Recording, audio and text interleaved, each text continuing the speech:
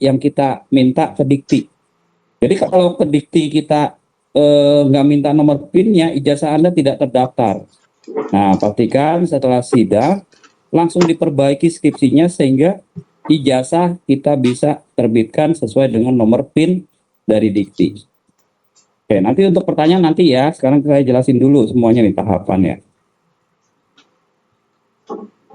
Nah, ini secara umum peranan dosen pembimbing. Yang pertama membimbing penulis, ya, membimbing penulisan proposal dan skripsi. Ya, jadi proposal dan skripsi itu kalian nanti akan dibimbing oleh dosen pembimbing, baik utama maupun pendamping. Kemudian memberikan arahan metodologi penelitian dan sistematika penulisan. Ya, jadi saran saya nomor 2 ini, mahasiswa wajib membaca panduan penulisan skripsi ini. Baca dulu. Banyak sekali mahasiswa ini melihat dari skripsi mahasiswa yang tahun-tahun lalu. Padahal tahun lalu sama tahun sekarang sudah beda lagi metodenya atau penulisannya. Akhirnya apa? Salah. Dosennya marah-marah, pembimbingnya marah-marah. Kamu gimana sih? Kan sudah ada panduannya, kenapa beda lagi dengan yang diarahin sama panduan? Alasannya, iya Pak, saya ngelihat di perpus. Kok kayak gini tahun lalu ya? Atau iya, makanya sekarang saya ingatkan lagi, tolong dibaca panduan skripsi dengan baik. Ya. Yang ketiga, tugas dosen pembimbing adalah melakukan evaluasi secara berkala. Ya. Nomor 4, menjaga integritas akademik. Yang kelima, menghimbau agar mahasiswa mengambil citasi atau jurnal atau buku yang ditulis oleh dosen dari Universitas Bani Saleh. Contoh, teman-teman dibimbing sama saya misalnya, dibimbing sama Pak Rudi. Terus saya bilang, nih saya punya buku, saya pernah nerbitin buku ini, penulisnya adalah saya. Tolong kalian ambil ini sebagai referensi. Atau saya ada penelitian, saya pribadi punya penelitian banyak, terus kalian ambil nih penelitian saya, diambil seolah-olah di bab 2 ya, yang apa namanya studi pustaka maupun kerangka pemikiran. Nah, itu diambil. Nah, itu bisa jadi nilai tambah untuk dosen tersebut. Ya. Oke, nomor 5 seperti itu. Jadi nanti kalau dosen mengimbau, tolong dong ini judul skrip ini saya ditambahkan, ini silakan ya berkoordinasi langsung dengan dosennya. Oke, nah ini peranan dosen pembimbing utama yang tadi secara umum ya, sekarang yang utama. Dosen utama adalah dia berhak menentukan judul, kemudian lingkup penelitian. Ya, biasanya mahasiswa ini akan ditanya sama dosen utamanya, kamu judulnya tentang apa, kenapa begini, metodenya kamu pakai apa. Nah, itu biasanya antara pembimbing utama sama dosen sama mahasiswa dia diskusi dulu. Ya, kalau ternyata agak alot, biasanya dosen atau mahasiswa diminta untuk berkoordinasi dengan prodi, diskusi lagi. Jangan sampai ya judul yang sudah kalian buat tiba-tiba nanti di akhir sidang berubah. Ya, jadi dosen utama tuh yang menentukan. Kalau ada pertanyaan, Pak, dosen pendamping kok minta dirubah ya Pak? Padahal dosen utamanya udah oke Pak. Tiba-tiba dosen pembimbing pendamping minta dirubah. Saya jelaskan lagi bahwa yang menentukan adalah dosen utama, pembimbing utama yang menentukan judulnya. Ibaratnya yang ngetok palu nih dosen pembimbing utama. Ya, jadi pendamping hanya memberikan masukan, dosen pendamping ya, utama yang menentukan. Jadi kamu tidak merasa dibimbing, kamu ngikutin yang dosen utama. Kalau utama bilang oke, ya udah kamu lanjut. Ya. Bimbing penulisan proposal dan skripsi, menentukan metode penelitian. Nah nih teman-teman ya, metode penelitian itu mungkin ketika waktu kamu bikin proposal buru-buru, ya akibatnya ternyata begitu ditanya sama dosen utama, kok metodenya kamu pakai ini nggak cocok ini sama program atau penelitian yang akan kamu buat, sebaiknya diganti metodenya, pakai metode spiral atau extreme programming atau menggunakan network analysis maupun yang lain, misalnya itu boleh ya. Dan ini dosen utama juga menentukan. Kemudian dosen utama akan melakukan evaluasi Ya, pastikan bahwa mahasiswa selalu menginput bimbingan di Siakat. Ya, jadi dosen utama nanti akan ngingetin nih, tolong input di Siakat. Jadi teman-teman harus input. Sekali lagi, setiap bimbingan diinput di sistem supaya nggak lupa.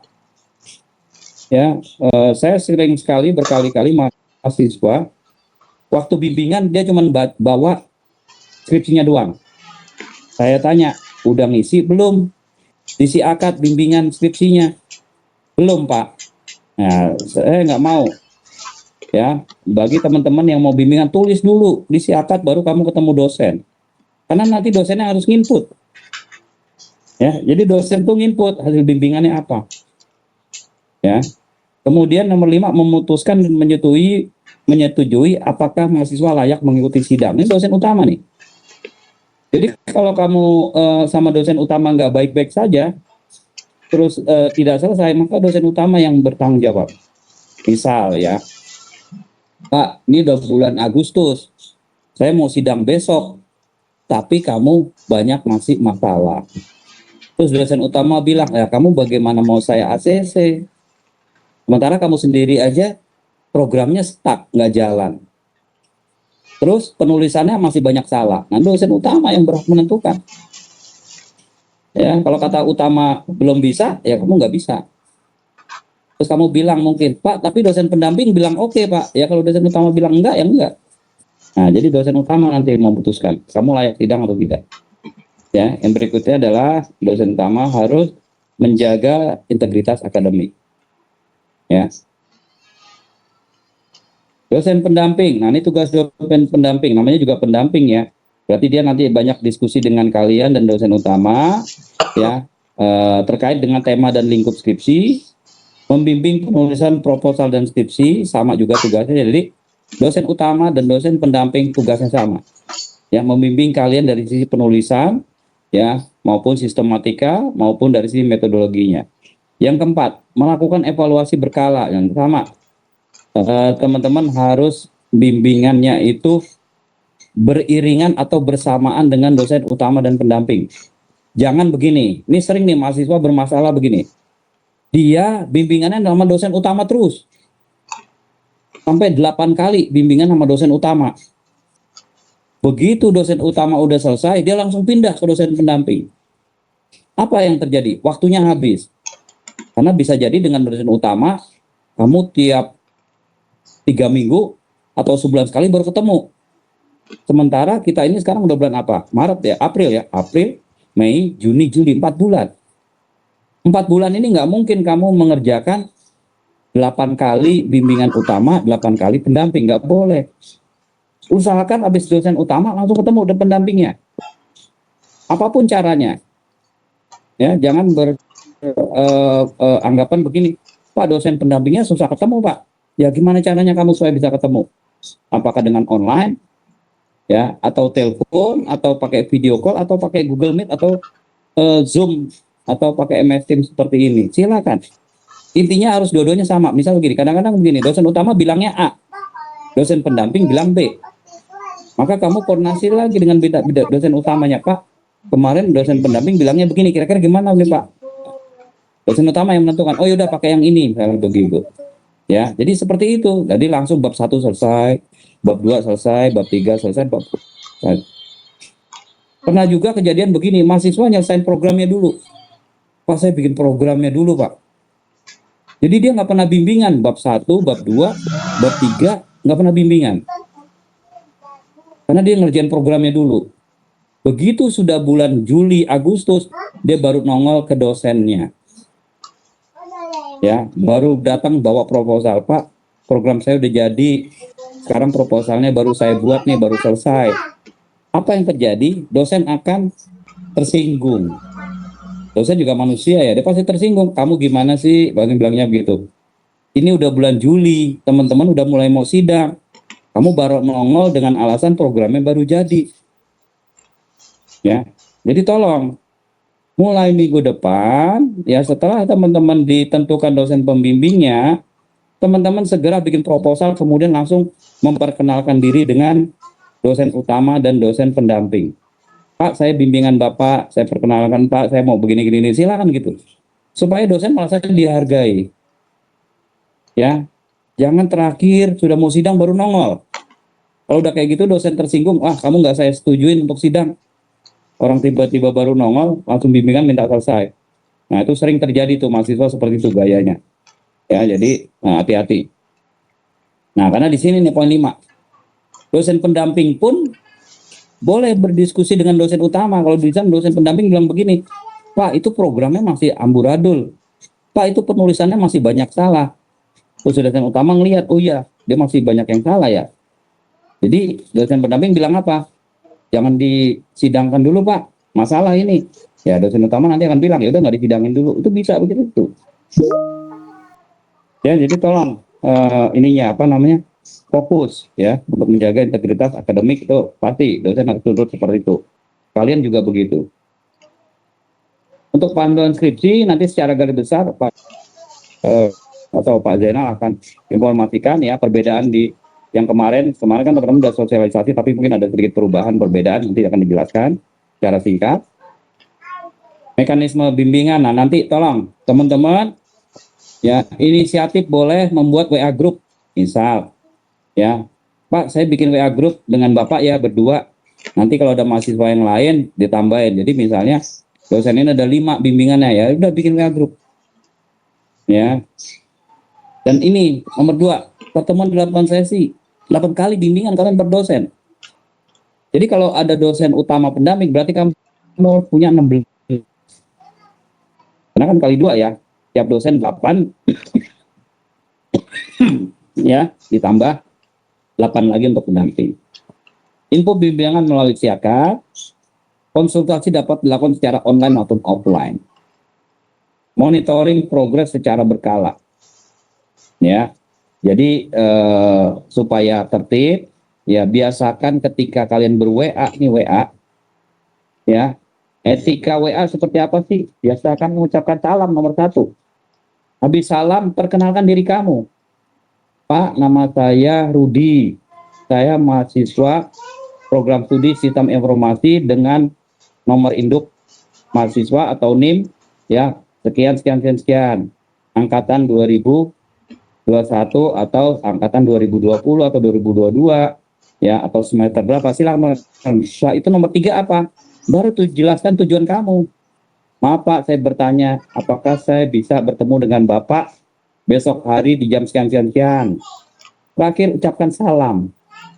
Terima kasih Pak, mohon arahannya, atau terima kasih Bu ya. Ditunggu kabar baiknya. Seperti itu. Jangan kalian tiba-tiba WA ke dosen, Assalamualaikum Pak, Bapak ada di kampus. Kesinggung nggak dosen kamu ngomong begitu? Kan dosen itu tidak menyimpan semua nomor mahasiswa. Apalagi kamu datang-datang tiba langsung, Assalamualaikum Pak, saya Rudi, Bapak ada di kampus Pak. Ya tolong gunakan tadi ada 4. Ucapkan salam pembuka, perkenalkan diri Anda, sebutkan tujuannya, terakhir ucapkan salam penutup. Tolong dicamkan ini ya. Kita menjunjung tadi integritas sebagai aktivitas akademik.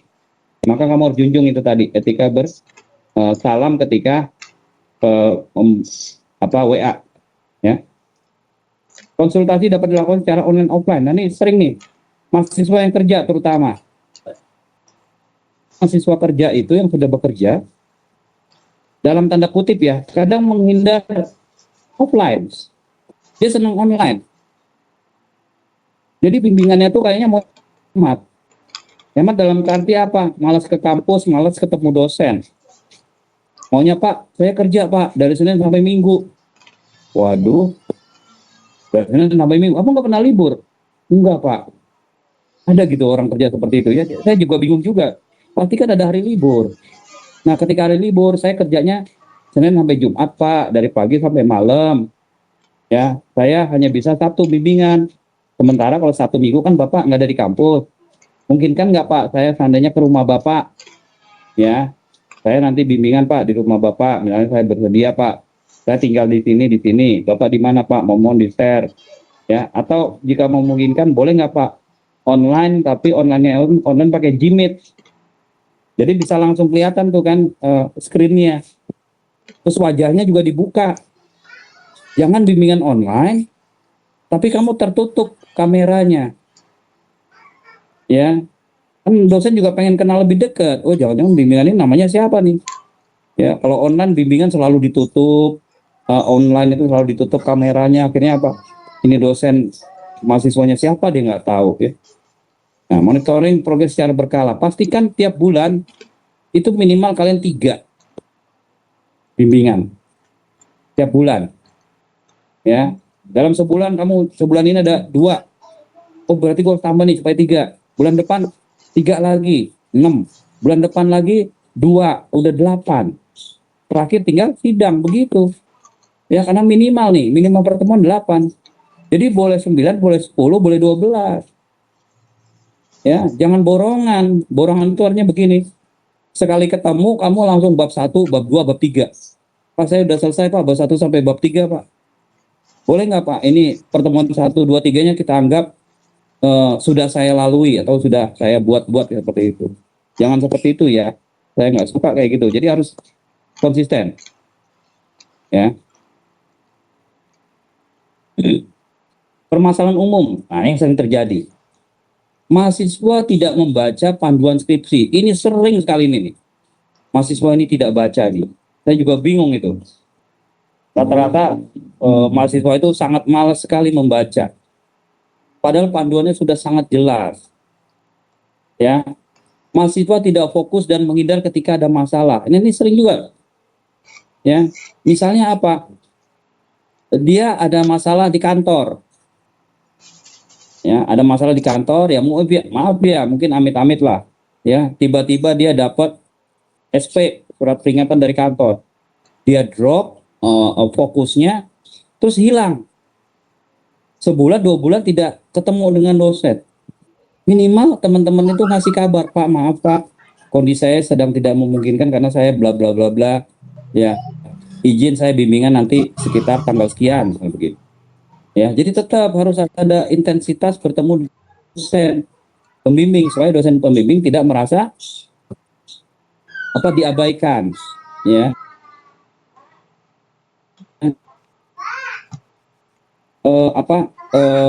kamu ada masalah keluarga seperti tadi ya, orang tua atau saudara atau anak atau siapapun ada yang sakit ya, kamu impor Pak, maaf Pak, tadi saya janjian bimbingan tapi tiba-tiba saya ada kabar duka sekian-sekian, jadi kira-kira gimana Pak kalau di reschedule begitu ya.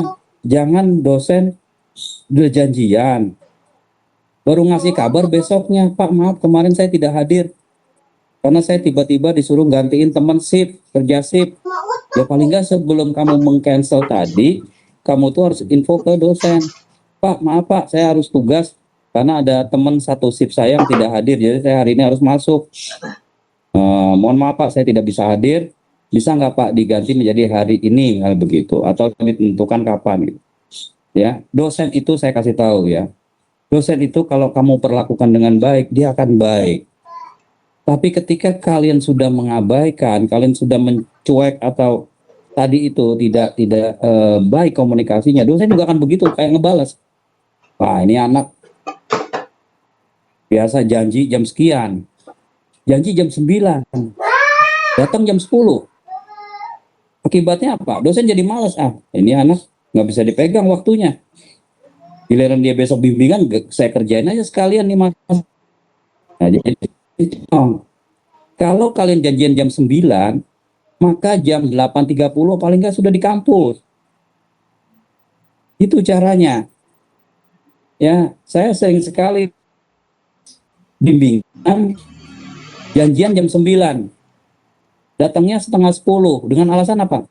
Tadi baru ke fotokopian, Pak, baru ngeprint. Ya kan lucu sekali. Saya suruh nunggu jam 9, janjian jam 9, dia baru datang setengah 10 atau jam 10 dengan alasan baru di print tadi karena toko fotokopi baru buka. Ya, harusnya kan kalian berpikir, kalau gue besok bimbingan, maka gue malam ini harus sudah ngeprint. Iya, Bubu, nanti atanya ngeh lagi. Ya, jadi jangan berpikir dosen suruh menunggu. Nah, itu sering bermasalah begitu tuh. Dosen jadi tidak suka dengan kalian karena ketika akan bimbingan, kalian menyebabkan dosen itu menunggu. Zaman saya dulu kuliah kebalik. Kalau kita mau bimbingan, maka kita harus nongkrongin duluan. Kita harus hadir lebih dulu, baru dosen. Kalau di sini kadang-kadang aneh juga, saya juga bingung. Ya, janjian jam 9, jam 10 baru hadir. Dan ngasih kabarnya tuh udah kejadian baru ngasih kabar. Ya, jadi kayak kita tuh kayak ditodong gitu ya. Tolonglah ketikanya diperbaiki. Kurangnya konsistensi bimbingan. Nah, ini konsistensi tadi. Harusnya tiap bulan datang, ada yang datangnya itu udah terakhir, baru nongol. Dengan alasan bla bla bla banyak kan, kalau kita kejar lagi. Saya waktu itu kerja Pak, kerjanya keluar kota. Sama dosen dikejar. Oke, kalau keluar kota mana surat tugas kamu? Kalau kamu keluar kota, mana bukti kamu kerja di sana? Maaf Pak, saya kalau keluar kota nggak pakai surat Pak, langsung berangkat aja. Nah itu kan jadi kayak gitu. Ya. Jadi tolong nggak kejujurannya dipastikan. Ya, Anda jujur, sesuai prosedur, ya ada berkas-berkas yang bisa ditunjukkan bahwa kalian tuh bermasalah ketika tidak hadir atau apa. Ya nanti dikerja begitu juga loh ya. Jadi bukan mahasiswa kerja kamu akan begitu dunianya. Yang keempat seringnya adalah waktu antar dosen tidak sinkron, terutama mahasiswa yang bekerja. Ini berkali-kali nih, ya dosen maunya jam sekian, ya udah nanti, ya sebelum jam 4 sore saya tunggu di kampus. Pak, saya jam istirahat saya ke kampus. Ujung-ujungnya apa? Datangnya jam 5. Dosen udah pulang baru kamu jam 5 datang. Kemudian WA ke dosen, Pak maaf Pak, tadi saya tiba-tiba disuruh kerjaan. Jadi saya nggak bisa jam 4, saya udah di kampus nih Pak jam 5. Harusnya kan informasi itu di depan ya. Sebelum kejadian kamu info, supaya dosen tidak berlama-lama nunggu. Nah ini sering terjadi seperti ini. Ya, terutama yang bekerja. Pak saya kerjanya hanya Senin Jumat Pak. Kalau Bapak malam kan nggak bisa Pak, ya udah saya Sabtu Minggu Pak. Ya ini saya sekedar sedikit cerita ya. Dulu pernah mahasiswa bimbingan saya membimbing mahasiswa ini kerja di Cikarang. Di Cikarang kerjanya. Saya tinggal di Cibubur. Ya, saya tinggal di Cibubur. Mahasiswa ini telepon ke saya, Pak, saya setiap malam boleh ke rumah Bapak. Karena saya kerja Pak tiap hari Pak. Saya kerjanya di pabrik. Kamu tinggal di mana? Saya tinggalnya sih di daerah Babelan, tapi saya kerjanya di Cikarang. Kamu kuat dari Cikarang ke Cibubur? Bisa Pak, malam-malam saya datang. Dan itu setiap hari mahasiswa itu datang ke rumah saya. Dia pulang jam 5 dari pabrik, jam 5, sampai rumah saya setengah 8. 2,5 jam dia perjalanan sampai Cibubur. Saya layani dengan baik. Pulang dia jam 10 malam baru pulang dari rumah saya. Nah yang kayak gitu-gitu tuh dosen akan menghargai kerja kalian. Jangan manja. Wah Bapak rumahnya jauh ya Pak. Saya kerja Pak. Saya di Cikarang.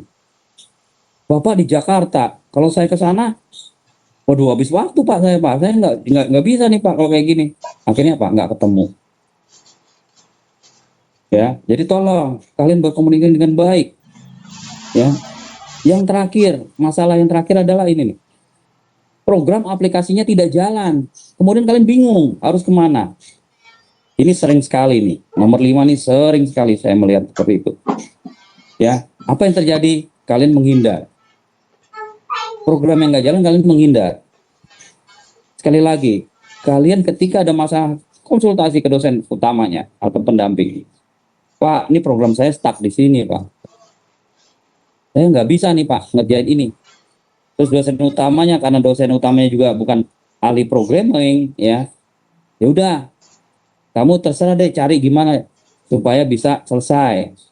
Ya itulah fungsinya ketika kamu selama kamu kuliah, kamu memiliki teman yang banyak, itu fungsinya seperti ini.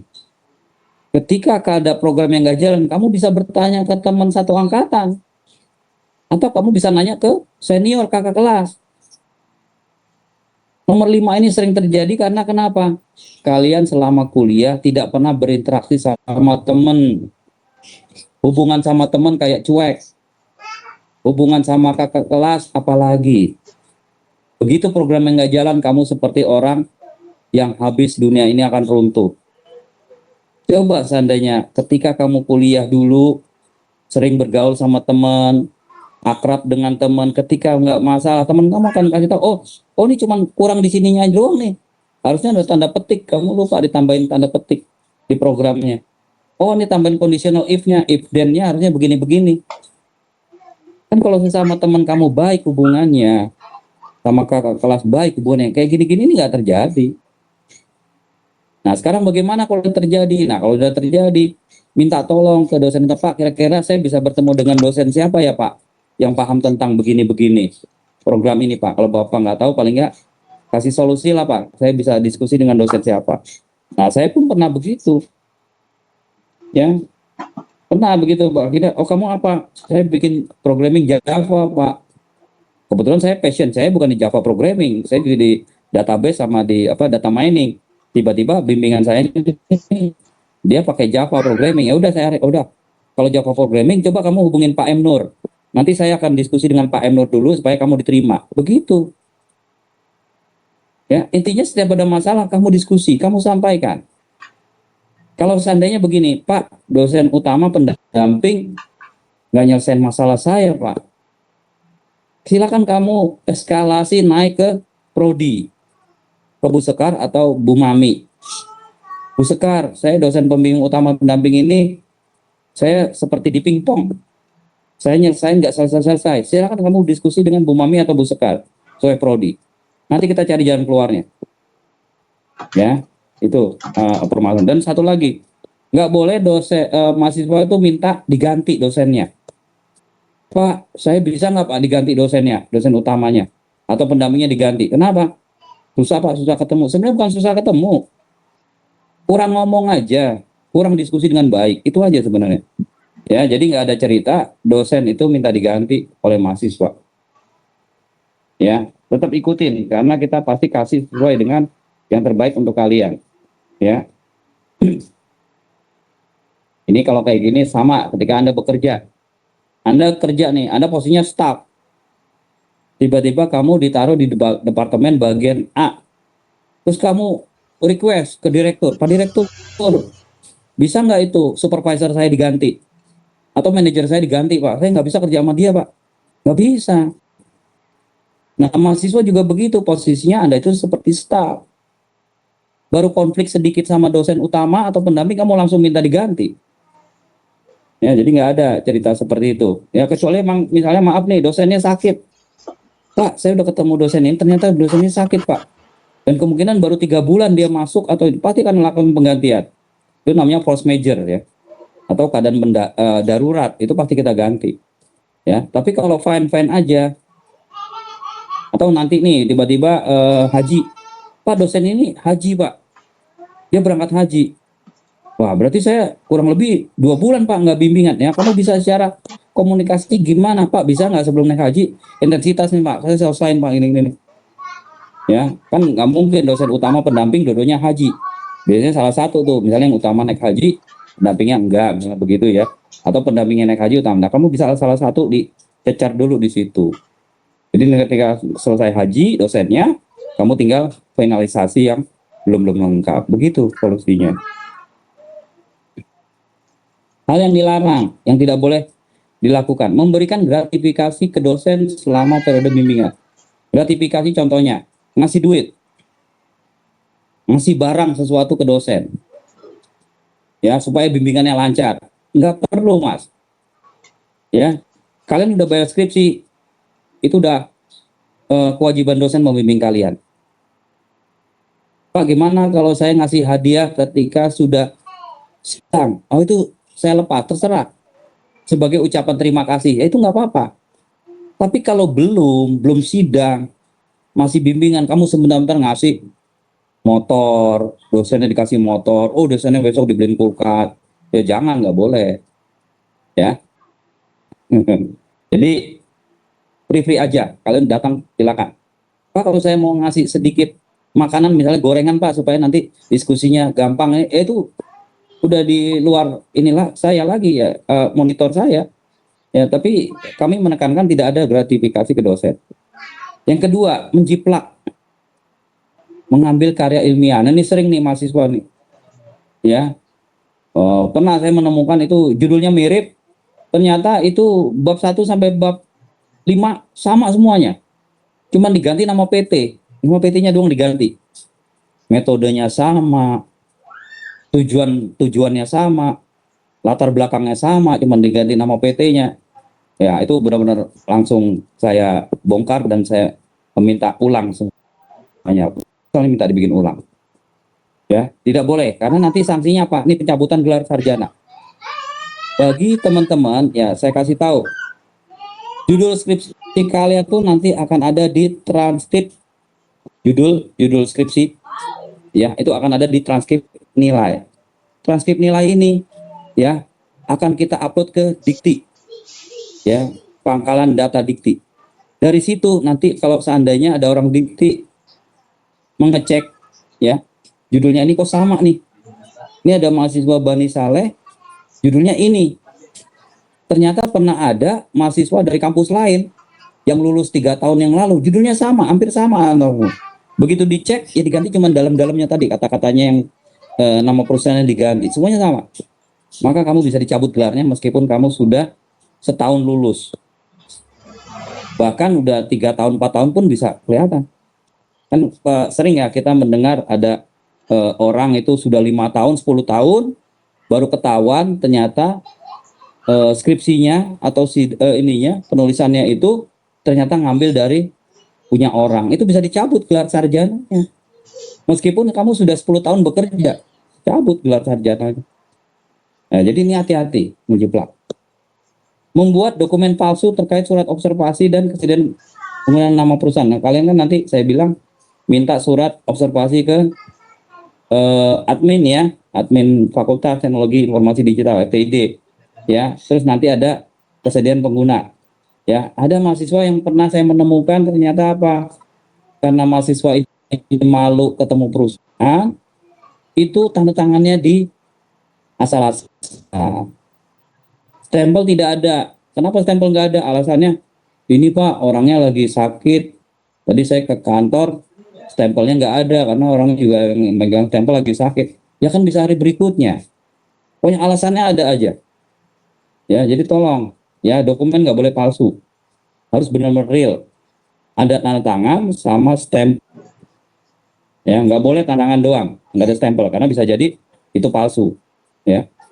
Mengambil menggunakan aplikasi orang lain dan diakui sebagai karya ilmiah sendiri. Ya, seperti tadi saya bilang, ya, aplikasi udah ada, tinggal diganti nama PT. Ujung-ujungnya apa? Ya itu tadi dirubah semuanya. Ya, mengatasnamakan itu saya yang buat, Pak. Gitu ya. Nanti pada saat sidang ketahuan, Mas. Pada saat itu ketahuan. Karena dosen yang nyidang itu biasanya paham itu. Ya, jadi hati-hati, jangan sampai nanti kamu dinyatakan gagal sidang karena ternyata aplikasinya sudah pernah dipakai orang lain. Ya, jadi hati-hati. Oke. Nah, saya rasa dari saya itu dulu ya. Nanti kita buka sesi tanya jawab ya. Setelah itu mungkin baru kita mulai untuk penulisan skripsinya. Ya, saya serahkan ke Pak Zainal. Silakan Pak. Baik Pak, terima kasih.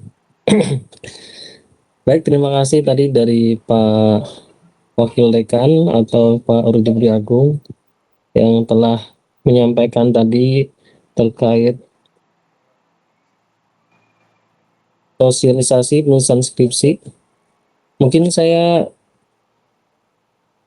share dulu ya Pak, tadi yang penulisan skripsi yang ada beberapa perbaikan. Boleh.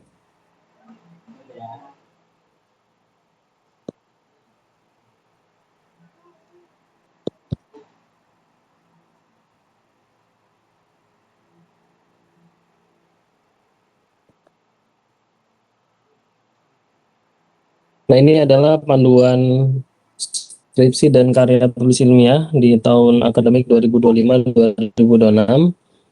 Nanti akan kita share juga kepada teman-teman semua supaya nanti bisa mengikuti panduan yang terbaru. Jadi di panduan skripsi dan karya tulis ilmiah 2025, jadi karena di tahun akademik ini hanya ada yang melakukan tugas akhir, ini hanya ada S1, jadi hanya ada panduan skripsi yang kita bahas maksudnya. Jadi di sini, ini saya langsung saja.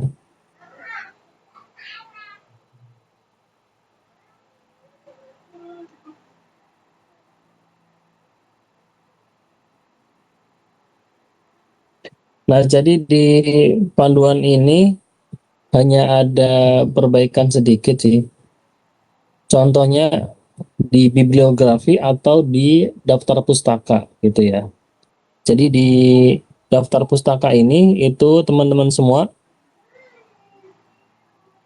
di daftar pustaka teman-teman semua boleh menggunakan buku cetak, kemudian jurnal ya, kemudian dari website dan buku-buku yang lain tadi. Nah, ini untuk jumlah total daftar pustaka, sumber pustaka adalah minimal ada 15 sumber referensi. Jadi yang sebelumnya ini kalau tidak salah 10 ya. Jadi di tahun akademik 2025-2026 ini minimal daftar sumber pustakanya ini adalah 15 referensi dengan maksimal 20% yang bersumber dari website atau situs resmi internet, situs resmi atau situs internet resmi. Jadi di daftar pustaka ini minimal itu adalah 15 ya. Tidak diperkenankan mengambil sumber referensi dari blog, Wikipedia dan sumber internet yang berasal dari pendapat umum yang belum terbukti kebenarannya. Jadi tadi untuk daftar pustaka ini minimal adalah 15 gitu. Kemudian untuk jumlah buku yang digunakan minimal 5 buah. Jadi untuk jumlah buku tadi minimal adalah 5 buah. Kemudian untuk buku referensi yang digunakan adalah buku yang terbit kurang dari 10 tahun. Jadi misalkan saat ini kita di tahun 2026, maka buku referensi yang digunakan pada daftar pustaka itu adalah 10 tahun dari sekarang. Jadi minimal itu 2016 ya. Nah, sekarang 2026. Jadi minimal ini terbitan dari 2016 sampai dengan 2026.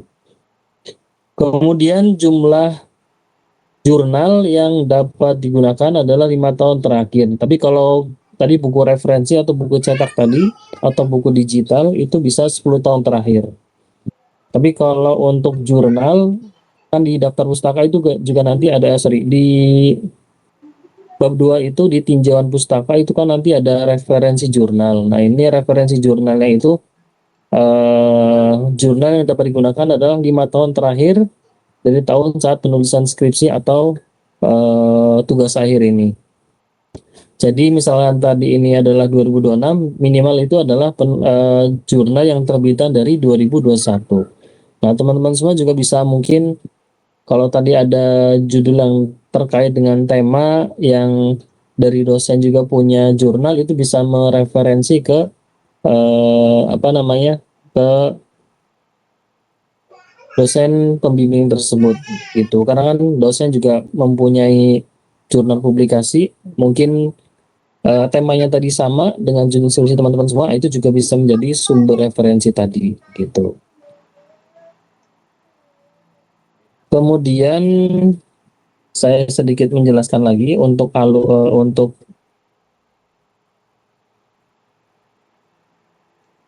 kerangka. Jadi di penulisan skripsi ini rangkanya tadi adalah yang pertama ada cover judul, kemudian ada halaman judul, kemudian lembar persetujuan skripsi, lembar pengesahan skripsi, lembar pernyataan keaslian skripsi, Ada abstrak, kata pengantar, daftar isi, daftar tabel, daftar gambar. Nah, di bab 1 ini ada pendahuluan, itu berisi tentang ada latar belakang, permasalahan penelitian. Di poin 121 ada identifikasi masalah, di 1.22 terkait ruang lingkup masalah, dan di 1.2.3 rumusan masalah. Kemudian di 1.3 itu tujuan dan manfaat penelitian, yaitu di sini ada tujuan penelitian dan manfaat penelitian. Kemudian di poin 1.4 terkait sistematika penulisan. Kemudian di bab 2 itu landasan teori dan kerangka pemikiran. Di 2.1 terkait tinjauan pustaka, 2.2 landasan teori, dan 2.3 kerangka pemikiran. Kemudian di bab 3 itu metode penelitian. Nah, di metode penelitian ini di poin 3.1 terkait analisa kebutuhan, 3.2 perancangan penelitian. Di perancangan penelitian ini nanti menggunakan SCLC. Kemudian di 3.3 ada teknik analisis, dan 3.4 jadwal dan biaya penelitian. Kemudian di bab 4 itu hasil dan pembahasan, di 4.1 terkait hasil, 4.2 pembahasan, dan 4.3 implikasi penelitian. Dan di bab 5-nya kesimpulan. Di 5.1 ada kesimpulan, dan 5.2 ada saran. Kemudian ada daftar pustaka, daftar riwayat hidup, dan lampiran. Nah, ini untuk judul. Judulnya ini jangan lupa dia bentuknya adalah segitiga terbalik.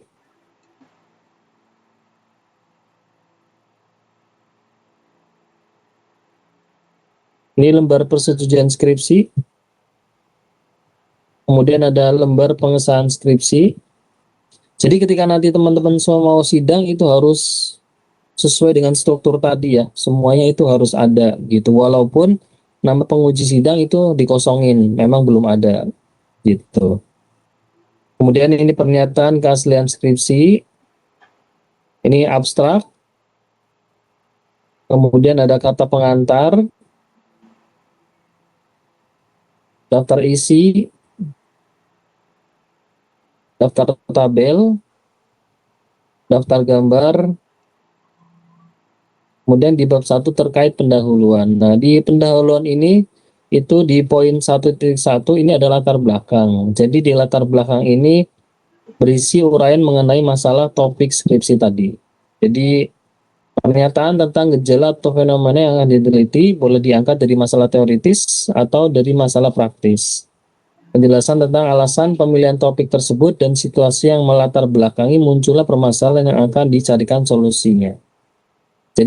Jadi di belakang ini harus ya tadi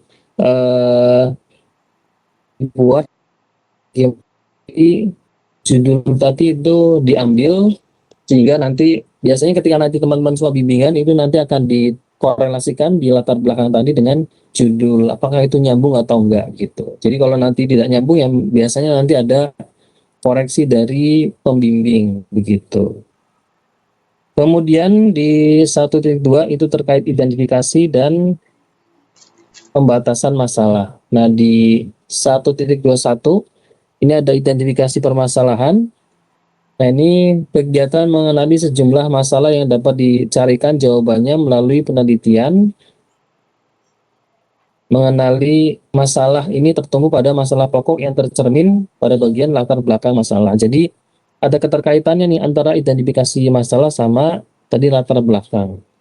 Jadi di identifikasi permasalahan ini adalah permasalahannya gitu ya. Jadi dicari tadi itu permasalahannya itu apa, sehingga nanti terhubung dengan latar belakang tadi gitu.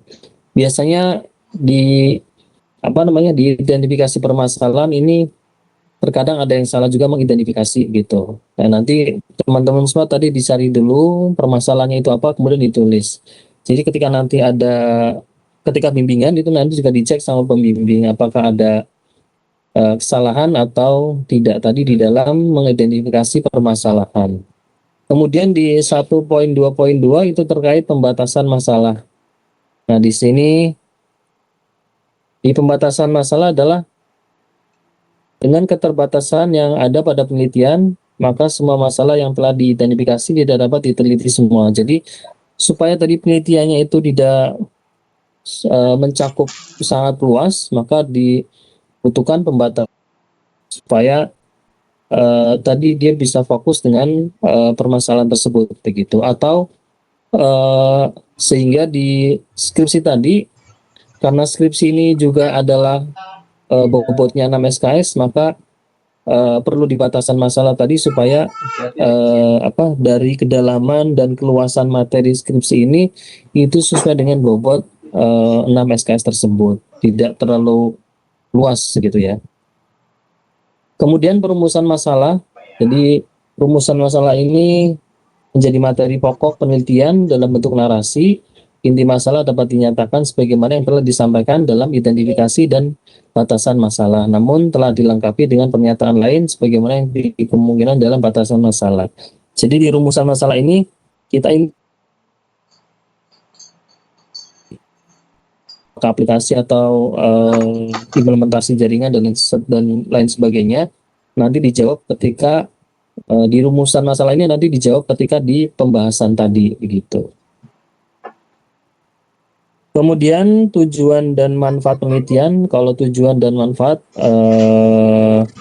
dari penelitian ini nanti juga bisa dicek dari skripsi di yang sudah dilakukan, itu juga ada di perpustakaan. Nanti teman-teman semua bisa melihat. Ini relatif lah ya terkait tujuan dan manfaat. Kemudian sistematika penulisan. Kemudian di bab 2 ini terkait landasan teori dan kerangka pemikiran. Yang pertama di 2.1 ini ada tinjauan pustaka. Nah, tinjauan pustaka ini dia penjelasan tentang hasil penelitian lain yang pernah dilakukan oleh peneliti sebelumnya, yang ada kaitannya dengan penelitian yang akan dilakukan. Nah, jadi di bagian ini tadi mengambil sumber referensi dari penelitian yang terdahulu. Itu tadi jumlahnya adalah minimal hasil penelitian tadi penelitian atau jurnal itu berjumlah 5 dan diterbitkan 5 tahun terakhir. Jadi tadi diambil dari 5 jurnal, kemudian teman-teman semua dilakukan analisis tadi dan dimasukkan ke dalam tinjauan pustaka tadi. Itu. Kemudian ini bukan 21 ya, tapi 2.2 itu landasan teori. Di landasan teori ini tadi penjelasan terkait sumber acuan terbaru di pustaka primer serta artikel, jurnal, monograf, dan tulisan asli lainnya untuk mengetahui perkembangan penelitian yang relevan dengan judul atau tema penelitian. Jadi tadi judulnya itu apa, kemudian nanti ditambahkan di landasan teorinya tersebut.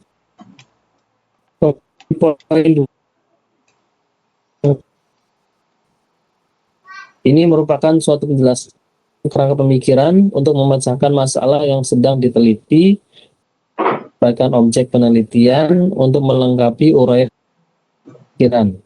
Nah, peneliti dapat menyajikan pemikiran dalam bentuk diagram. Jadi di kerangka pemikiran nanti dibuat, itu bentuknya adalah jadi dari identifikasi masalah, kemudian ke belakang, kemudian tadi rumusan, kemudian tadi menggunakan metode apa dan hasilnya apa begitu. Jadi dibuat bentuknya adalah diagram begitu.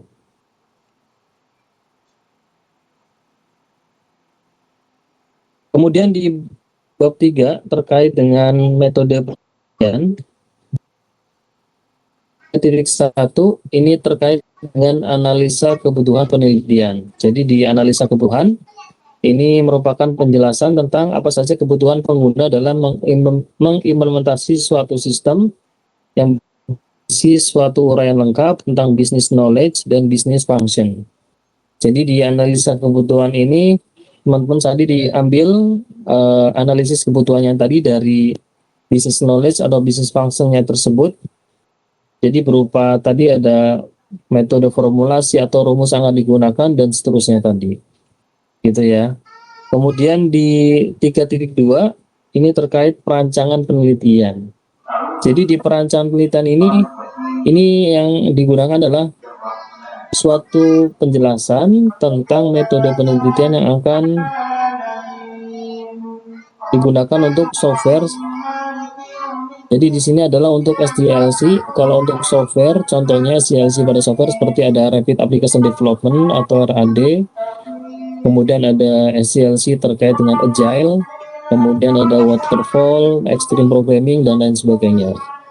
Selain dari yang sudah ditulis itu juga boleh gitu ya teman-teman. Jadi untuk SDLC ini, Software Development Lifecycle ini digunakan pada perancangan penelitian. Jadi misalnya di SDLC-nya tadi ada berapa step, ada 5 step, yaitu dituliskan semua step-stepnya tadi. Sehingga dari step tadi itu kita melakukan kegiatan apa saja begitu.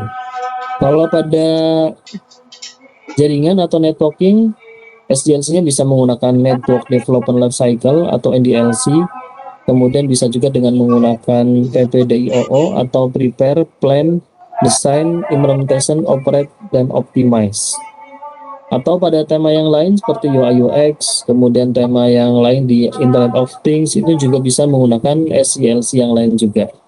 Di sini terbatas hanya 2, tetapi kalau tadi teman-teman semua ambil temanya yang lain, itu juga bisa dicari terkait dengan SDLC, terkait dengan SDLC-nya tersebut begitu. Kemudian di poin 3.3 terkait teknik analisis. Jadi di teknik analisis ini penjelasan tentang bagaimana sistem pengolahan data, rancang bangun, pengujian selain metode yang diterapkan pada perancangan penelitian. Jadi di metode di perancangan penelitian ini hanya membahas terkait SDLC. Kalau di teknik analisis ini membahas terkait tadi bisa penjelasan terkait bagaimana sistem pengolahan data, rancang bangun, pengujian, serta metode yang diterapkan pada perancangan penelitian. Misalkan teman-teman semua di sini menggunakan metodenya, metode misalkan menggunakan mencari jalur terpendek misalkan. Nah di jalur terpendek ini teman-teman misalkan menggunakan metodenya apa? Terus ada metode Haversine misalkan. Nah di metode Haversine ini nanti dibahas di sini tadi bagaimana cara kerja dari metode tersebut supaya tadi bisa menghasilkan jalur terpendek tadi begitu. Kemudian jadwal dan biaya penelitian. Di jadwal dan biaya penelitian ini juga perlu dibahas. Jadi di jadwal tadi bagaimana teman-teman semua bisa membuat Gantt chart dari bulan pertama sampai dengan bulan terakhir. Ini jadwal penelitian tersebut. Kemudian dari biaya penelitian itu juga perlu disebutkan bisa membutuhkan anggaran berapa dan seterusnya tadi begitu. Kemudian di bab 4 terkait hasil dan pembahasan. Jadi di 4.1 ada pembahasan. Di 4.1 ada hasil, merupakan suatu penjelasan tentang output dari hasil penelitian dan berupa penjelasan dari setiap output yang dihasilkan. Jadi dari hasil pengujian tersebut itu nanti ditampilkan di sini di dalam hasil. Setiap pengujiannya tadi itu dimasukkan ke dalam hasil ini. Kemudian di 4.2 terkait dengan pembahasan tersebut. Jadi dari hasil pengujian tersebut kemudian tadi menghasilkan pembahasan bagaimana tadi hasilnya pengujian seperti ini dan dilakukan analisis pembahasannya tersebut begitu. Kemudian di poin 4.3 ini terkait implikasi penelitian. Jadi hasil dan pembahasan tadi menjawab dari rumusan masalah. Kemudian implikasi penelitian ini merupakan suatu penjelasan tentang tindak lanjut penelitian. Jadi bagaimana dari penelitian yang teman-teman tadi buat, kira-kira itu kedepannya itu penelitian tersebut itu bisa ditambahkan seperti apa tindak lanjutnya. Jadi dari hasil penelitian teman-teman tadi misalkan sebuah lingkaran, apakah nanti kedepannya bisa ditambahkan sebuah kotak lagi, atau bisa tambahkan segitiga, atau bisa ditambahkan model-model yang lain tadi, sehingga nanti buat adik-adik tingkat seterusnya tersebut, sehingga bisa membaca karya tulis ilmiah dari teman-teman semua, sehingga teman-teman tadi bisa mendapatkan insight ataupun bisa mendapatkan apa namanya, kelanjutan dari tema tersebut gitu. Misalkan tadi jika ingin dilanjutkan begitu ya. Kemudian di bab 5 terkait kesimpulan dan saran. Jadi 5.1 terkait kesimpulan merupakan pernyataan apakah tujuan awal pengembangan yang dijelaskan pada bagian pendahuluan sudah tercapai atau belum. Jadi di kesimpulan ini tadi diambil dari hasil pengujian-pengujian tersebut, itu diambil kesimpulannya tadi. Apakah pengembangan yang dilakukan ini sudah tercapai atau belum? Atau misalkan dari hasil pengujian tadi, kemudian di kesimpulan ini diambil sehingga pada penelitian ini misalkan untuk ketercapaiannya itu mencapai 70% misalkan dari yang diinginkan gitu. Itu nanti disebutkan di dalam kesimpulan tersebut. Kemudian di 5.2 adalah saran. Di saran ini merupakan pernyataan atau rekomendasi peneliti berisi hal-hal penting sebagaimana yang telah disampaikan dalam subbab sebelumnya, yaitu implikasi penelitian.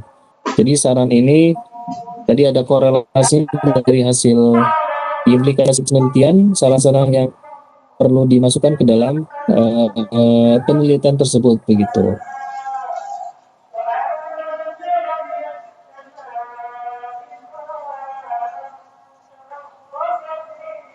Gitu. Kemudian yang terakhir adalah penutup. Ada daftar pustaka, kemudian tadi ada daftar riwayat hidup, dan ada lampiran. Gitu. Kalau tadi teman-teman semua membuat aplikasi atau program, nah itu nanti lampirannya ada di dalam program, masukkan ke dalam di lampiran sini gitu. Bagi yang konfigurasi jaringan, nanti juga lampirannya dimasukkan ke dalam sini gitu, di lampiran tersebut.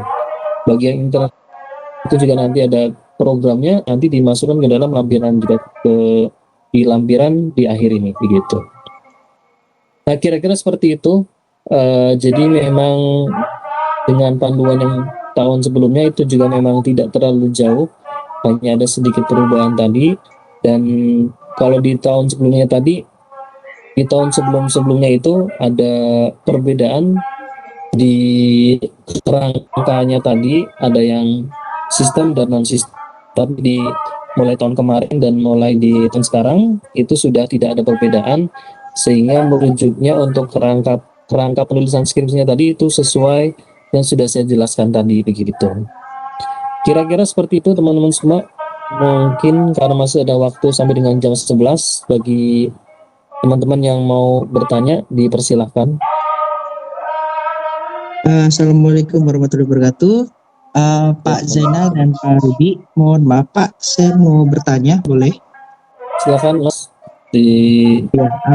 perkenalkan nama dan pro. Baik. Perkenalkan, nama saya Sangga Saputra dari Prodi Teknik Informatika tahun angkatan 2019. Mohon maaf Bapak, saya mau bertanya untuk penulisan dan juga untuk nanti pelaksanaan sidang.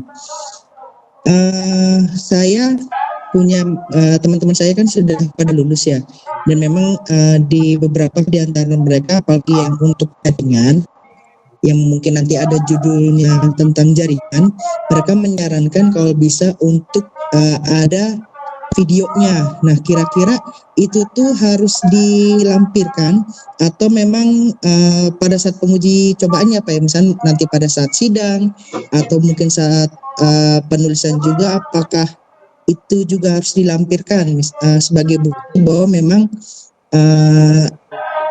pengerjaannya itu dan juga prosesnya itu tuh sudah bisa dijalankan begitu Pak.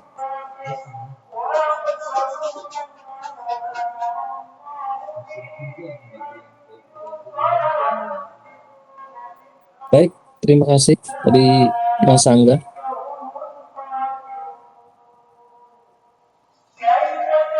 Pak Rudi mau menanggapi Pak?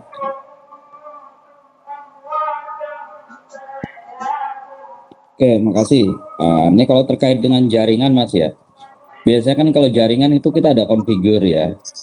Configure itu misalnya ketika Anda setting di lapangan itu boleh divideokan ya. Tetapi ketika sidang tetap harus dipraktekkan lagi konfigurnya.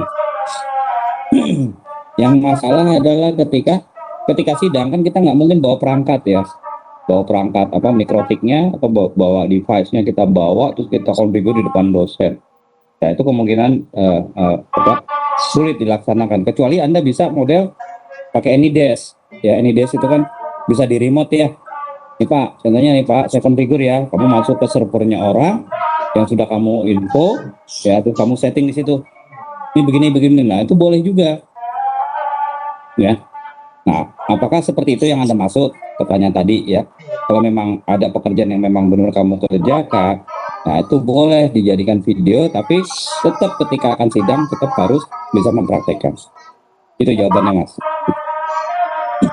Ya, jadi Ini, mohon maaf Pak Zainal, mohon maaf ya, ya Pak ya. silakan. Begini Pak, soalnya memang karena saya ini kan saat ini bekerja di lingkungan instansi sekolah ya. Jadi saya pun juga agak cukup riskan kalau misalkan saya harus mencoba settingan gitu ya Pak, dan menggunakan AnyDesk, remote ya Pak ya, dari jauh. Mungkin nanti akan saya coba diskusikan dulu oleh pihak sekolah, apakah memang boleh saya untuk mengizinkan remote ataupun memang saat saya melakukan dokumentasi melalui video ya Pak ya, karena memang di sekolah saya ini juga memang agak sedikit terbatas gitu untuk akses internetnya ini gitu. Makanya mungkin saya mau menanyakan aja sih Pak, apakah boleh didokumentasikan melalui video, tapi saat melakukan konfigurasi tetap akan saya dokumentasikan seperti juga sih Pak. Iya. Jadi tetap ya diizinkan boleh. Ya jangan lupa videonya harus ada tanggalnya. Paham nggak? Rekaman itu kan ada tanggal di mungkin di bawahnya kameranya di baris bawah tuh ya. Di baris bawahnya biasanya kan ada tanggal ininya ya, ada kayak counter time-nya. Betul. Ya itu harus ada. Karena itu bukti otentik. Takutnya ini kejadian udah 2 tahun lalu baru kamu lampirin seolah-olah ini kamu ngerjain baru kemarin, padahal udah 2 tahun lalu, itu nggak boleh. Ya, jadi secara validasi harus ada tanggal kejadiannya. Ya, diusahakan tetap ada izin Mas. Ya, karena itu bukti bahwa itu real, ya bukan sekedar buat-buatan gitu ya. Meskipun nanti pada saat sidang ya dipraktekkan, ini Pak, ini sekaligus tunjukin boleh. Ya.